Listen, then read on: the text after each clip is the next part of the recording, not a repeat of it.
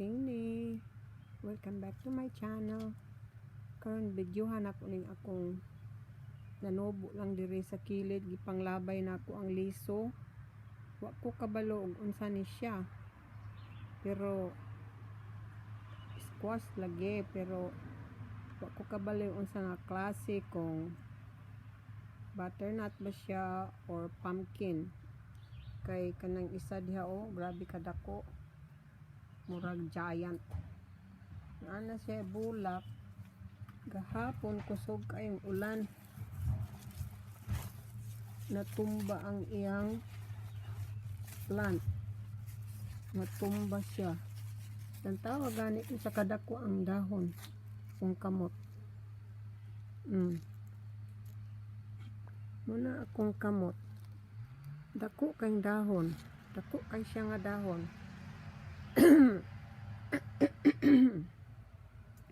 Unang dahon, yeah. Kana akong kamot, dako kayo, giant.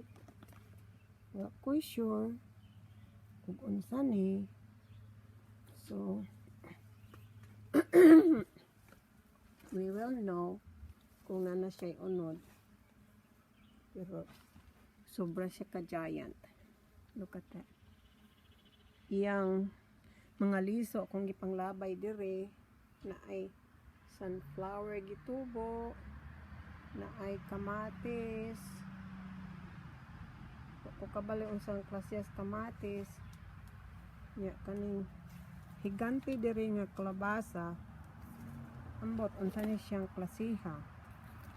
So mo ni nana siya unod na.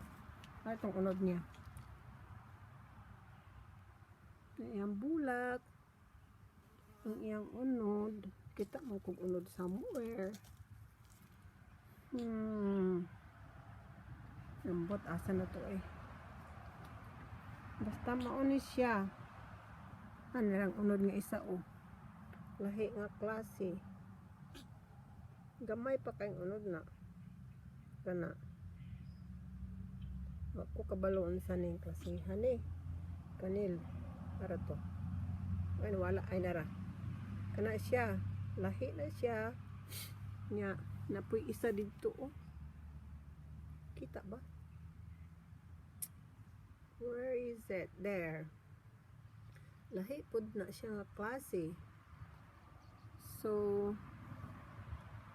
murag tulo ni sa kaklase dire niya. Wa ko kabalog unsa. Pumpkin ba kaha or kadagko sa dahon or butternut. So kani nga klase lahi, kani ang dahon niya. Ang dahon pud ani lahi nga klase niya. Kani lahi pud ni siya kay walay puti-puti sa dahon. Kani na iyang puti-puti sa iyang dahon. But mo kana mga linabay na kung aliso na nubo. Alright, I will update you next time kung unsa ni siyang KLASEHA. Thank you for watching my video. Og amping mo sa kanunay, take care of each other. Pandemic is not yet over. Alright, please take care. And don't forget to subscribe, like, share, comment. Bye.